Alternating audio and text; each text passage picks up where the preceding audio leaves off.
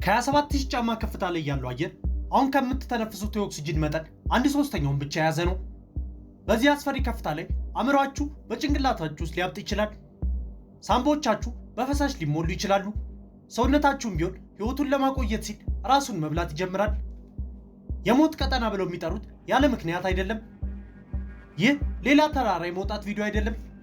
ይህ ከ8000 ሜትር በላይ ወዳለው ይቅርታ ወደማያውቀውና በጣም ቀጭን አየር ወዳለበት ስፍራ ያደረግነው ጉዞ ታሪክ ነው። ነገር ግን ከዚያም በላይ ነው። የሰው አካል ወደ ፍጹም የችሎታው የመጨረሻ ገደብ ሲገፋ ምን እንደሚሆን የሚያሳይ ተጨባጭ ሳይንስም ነው። ይህ የፊዚዮሎጂና የስነ ልቦና የትልቅ ምኞትና በዓለም አናት ላይ ለመቆም የሚከፈለውን መራራ እውነት የሚያሳይ ታሪክ ነው። ከሁሉም በላይ ደግሞ በሰላም ወደ ታች ለመመለስ ምን ያህል ከባድ እንደሆነ የሚያሳይ ታሪክ ነው። ሁልጊዜም እንደነዚህ አይነት ከዚህ ቀደም ተሰምተው የማያውቁ ታሪኮች እንዲሁም በመላው ዓለም ላይ ተጽዕኖ የፈጠሩ ሰዎች ታሪኮች እንዲደርሷችሁ የሰብስክራይብ ምልክቷን ብሎም የደወል ምልክቷን በመጫን ቤተሰብ ይሁኑ።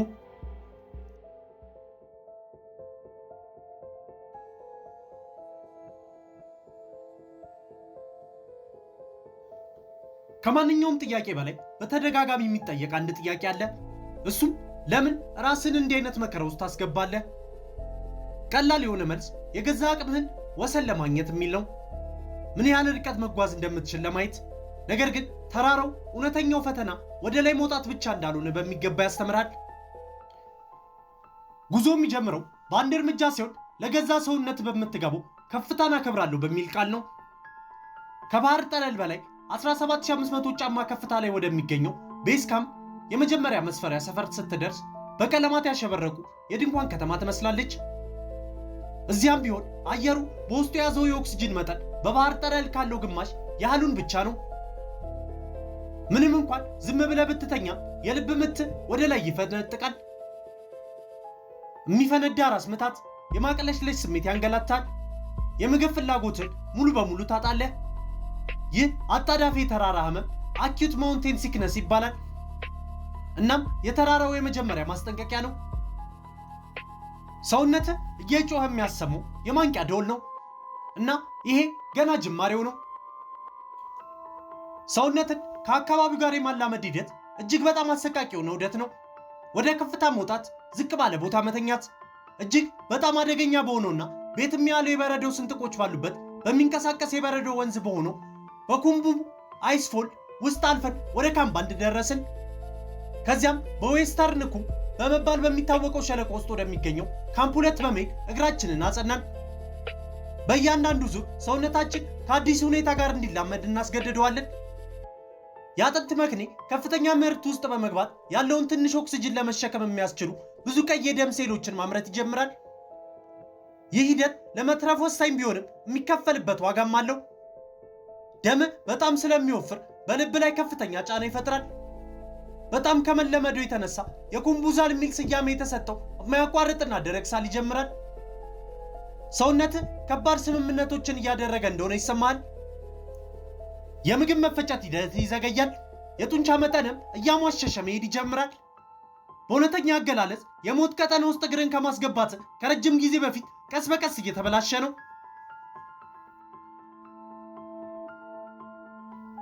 በጣም ዳገታማና በበረዶ በተሸፈነው የሎተሴ ግድግዳ ላይ ወደሚገኘው ካምፕ 3 የሚደረገው ጉዞ አእምሮን በደንብ ማወክ የሚጀምርበት ቦታ ነው። አሁን በቀላሉ ማምለጥ ወደማይቻልበት ክልል እየገባ ነው። ከ26000 ጫማ ወይም 8000 ሜትር በላይ በሆኑት በተሰቀሉት ገመዶች ላይ ራስን ስታስር የማይታይ ነገር ግን በጣም እውነተኛ የሆነ ባዮሎጂያዊ መስመር ታቋርጣለህ። ወደ ሞት ቀጠና እንኳን ደህና መጣ።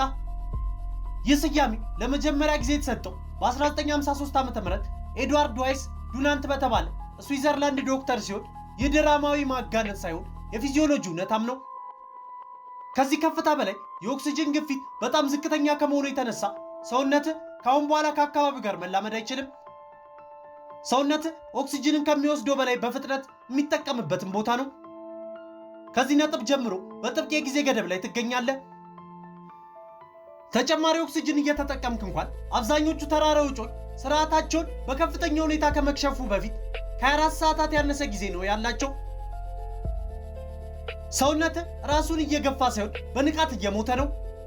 እዚህ ጋር ሳይንሱ በሚያስፈራ ሁኔታ ግላዊ ይሆናል። የኦክስጅን እጥረት ወይም ሃይፖክሲያ ከፍተኛ ጥፋት ማድረስ ይጀምራል። በቂ ነዳጅ ያጣው አእምሮ የራስ ቀንደኛ ጠላት ይሆናል። የማመዛዘን ችሎታ የመጀመሪያው የሚጠፋው ነገር ነው። ቀላል የደህንነት ፍተሻዎችን ልትረሳ ትችላለህ። ርቀትን በተሳሳተ መንገድ ልትገምት ትችላለህ። ወይም ደግሞ በሚያሰቃይ ግዴለሽነት ልትዋጥም ትችላለህ። ይህ ወደ ከፍተኛ ሃይ አልቲቲዩድ ሴሬብራል ኤዴማ ሊያመጣ የሚችልም አደጋ ነው። በዚህ ጊዜ አንጎል በጭንቅላት ቅል ውስጥ ያብጣል። የሚያስከትለው አደጋ ግራ መጋባት፣ ምክንያታዊ ያልሆነ ባህሪና የእንቅስቃሴ ቅንጅት ማጣት፣ እንዲሁም ይህ ሁኔታ ሕይወትና ሞት በሚወሰኑበት ቅጽበት ላይ አደገኛ በሆነ ሁኔታ እንደ ምስክርነትም ሊያገለግል ይችላል። በተመሳሳይ ጊዜ ሳምባዎች ጥቃት ይደርስባቸዋል። አደጋው ፈሳሽ ከደም ስሮች ወደ ሳምባ የአየር ከረጢቶች ውስጥ ሊገባ ይችላል። ይህ ሁኔታ ፑልሞሪና ኤዴማ የተባለ በሽታንም ሊያመጣ ይችላል። ስሜቱ ከውስጥ እያሰጠምክ እንዳለ የሚሰማ ስሜት ሲሆን ደረቅ ሳል ወደ እርጥብነት ይለወጣል። እናም ሮዝማ አረፋማ ፈሳሽ ልታስልም ትችላለህ። ወዲያውኑ ወደ ታች ካልወረድ ሄፕ የሞት ፍርድም ነው።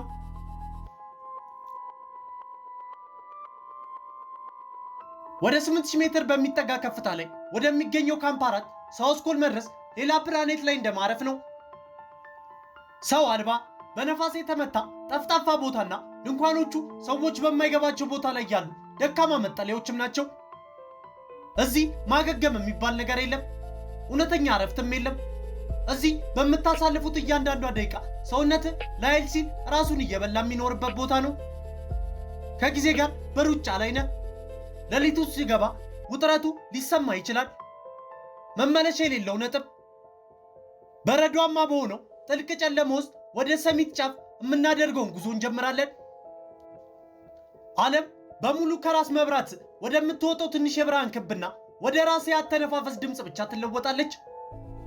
ተስፋ የቆረጠ ምት ያለው በኦክስጅን መቆጣጠሪያው በሚለው ድምፅ የሚያቋርጥ የትንፋሽ ግፋ ቢል ነው። እያንዳንዱ እርምጃ ትልቅ ጥረት ይጠይቃል። ለአንድ ትንሽ እርምጃ 3፣ 4፣ 5 ትንፋሽ ስትወስድ እንቅስቃሴ የቀዘቀዘ ይመስላል።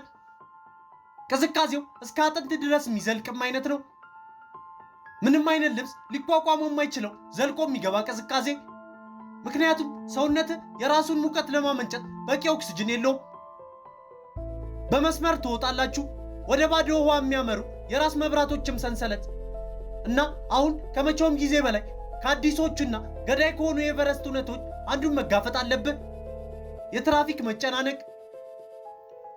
ከጫፉ ትንሽ ዝቅ ብሎ ወረፋ ውስጥ ተጣብቆ መጠበቅ ማለት ውስን የሆነውን የኦክስጅን አቅርቦትን እያቃጠልክ እየቀዘቀዝክና ወደ አእምሮአዊ ውድቀት እየገባ ነው ማለት ነው። ይህ ሁሉ የሚሆነው በምድር ላይ በጣም አደገኛ በሆነ ቦታ ላይ ቆመ እንደሆነ አስብ።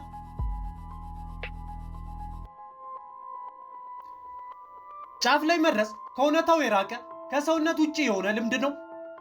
በፕላኔቷ ላይ ካሉት ከፍተኛው ቦታ ላይ ቆመሃል።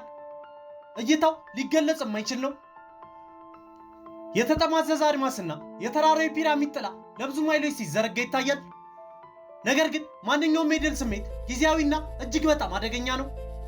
ምክንያቱም ደህንነት አልተጠበቀም። ገና አልጨረስክም። ገና ግማሽ መንገድ ላይ ነህ። ይህ ኤቨረስትን ስለመውጣት በጣም በተሳሳተ መንገድ የተረዳነው ክፍል ነው። ጫፉ ግብ አይደለም፣ ወደ ታች በሰላም መመለስ ነው ግቡ። በኤቨረስት ላይ የሚከሰቱ አብዛኞቹ ሞት የሚከሰቱት ቁልቁል በሚወርዱበት ጊዜ ነው። ምክንያቶቹ በጣም ቀላል ናቸው። በአካል በጣም ደክመሃል፣ ኦክስጅንም እያለቀ ነው እና በሃይፖቴሲስ የተጎዳው አእምሮ ትክክለኛ ውሳኔዎችን እየወሰነ አይደለም። ወደ ዝቅተኛዎቹ ካምፖች ወፍራም አየር ውስጥ መውረድ የሚሰማው ስሜት ከፍተኛ እፎይታ ነው። ያለ ሕይወት ድጋፍ ስርዓትን ትንፋሽ መውሰድ እንደ ተአምር ይሰማል። በተከታታይ የመበስበስ ሁኔታ ውስጥ የነበረው ሰውነት በመጨረሻ ረጅሙንና ቀርፋፋውን የማገገም ሂደት ሊጀምር ይችላል። ታዲያ ለምን ይህን ማድረግ አስፈለገ? እንደ ኤቨረስት ያለን ተራራ የምትወጣው ለማሸነፍ አይደለም። የምትወጣው ስለ ራስ የሆነ ነገር ለመማር ነው። በሞት ቀጠና ውስጥ ሁሉም ነገር ሲገፈፍ፣ ሰውነትና አእምሮ ሲክዱ ከመሰረታዊ ማንነት ጋር ትጋፈጣለህ። በገደብህና በመሰበር ነጥብ መካከል ያለውን ትክክለኛ እንደ ስለት ቀጭን መስመር ትማራለህ። ለተፈጥሮ ኃይልና ለሰው ልጅ ሕይወት ስስነት ጥልቅ አክብሮትን የሚያስተምር ቦታ ነው። የሰው ልጅን ጥንካሬ የመጨረሻ ገደብ ለመፈተን ወደዚህ ትወጣለህ እና በሕይወት መኖር ምን ማለት እንደሆነ ጥልቅ ግንዛቤ ይዘህ ትመለሳለህ። ሰውነት እንዲኖርበት ባልተፈጠረ ቦታ ላይ ተርፎ መውጣት ለዘላለም ይለውጣል። አንዳንድ ጊዜ በጣም ጥልቅ የሆኑ ልምዶች የሚገኙት በህልውናችን ጠርዝ ላይ መሆኑን የሚያስታውስም ጉዞ ነው። ውድ የፈንድሽ ኤንተርቴንመንት ዩቲዩብ ቻናል ቤተሰቦች በዛሬው ፕሮግራማችን የዓለማችንን ትልቁን ተራራ የሆነውን ኤቨረስትን መውጣት ምን እንደሆነ አስቃኘናችሁ።